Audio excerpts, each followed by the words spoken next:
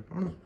Just doing another little job I've been trying to get around to for ages on the Wadkin BT500, and that is set up the knife grinder.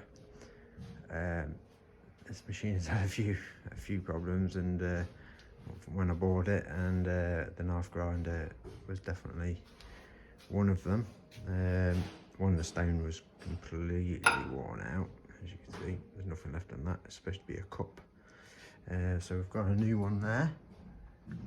Well, that bolted in nicely. But the problem was, the grinder itself didn't run parallel to the block. It was actually 0.6 of a mil out, which doesn't sound a lot, but when you're trying to joint boards together, you're going to curse that amount of sanding.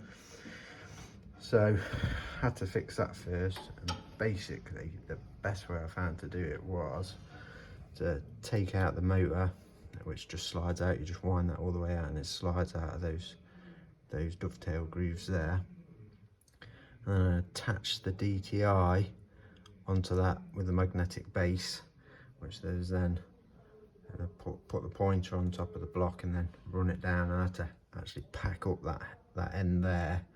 I'll show you where it's packed up. So under this bar here, between that block and the bottom of the bar, it's packed up, and we've got it within 0.04, so I thought that was pretty good. And again, I've not seen any videos of anybody actually demonstrating one of these grinding, so I'll do that. But before I do, if any of you guys have got a BT500 with a grinding attachment, do you still have the jointing attachment on yours? Because mine is missing. I've got the slide, but I haven't got anything there to show me what that looks like, and I'd really like to get it up and running. So if you have, just give us a message, because I'd love to see some pictures of it and see how it's supposed to look, so I can perhaps get that up and running, and I'll put a video of that being used as well. I'm guessing they're removed because it's a bit of a dodgy process. You're basically running the cutter block with this open while you're running that stone along it, which, yeah, I can imagine it was removed when health and safety got a bit stricter. But hey, it's only me and I want it working, so if you've got anything on it, I'd be most appreciated. It seems like it's pretty accurate.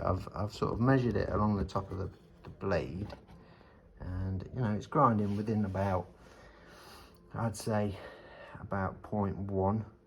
I have noticed that the locating pins, one of them is a little bit loose. This one's pretty good. It holds it quite tight. One of them, there's a little bit of a rock in it, because you have to use this lever on the side to, and that operates a pin that locates into these holes here, and that gives you a locked position for where you're grinding to. So I've actually been, when I've been doing it, I've actually been putting a wedge in there to hold it in the same position every time. So maybe I need to take this side panel off and have a look and see if I can see what's going on with that, but I'm guessing it's just wear and tear, and probably with this machine a bit of abuse as well. But yeah, okay, I'll fire it up and see what you think.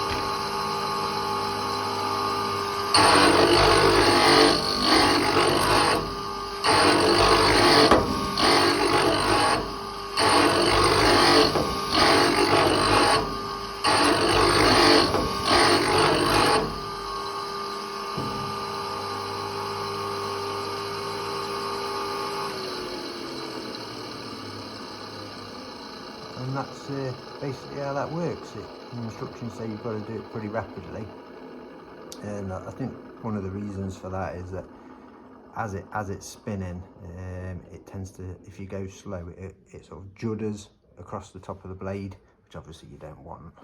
You want a nice smooth finish.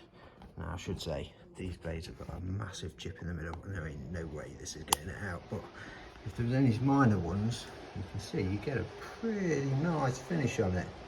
But if you've got things like that, you've got no chance. Never believe somebody when they come in and tell you there's no nails in that wood. Okay, thanks, bye.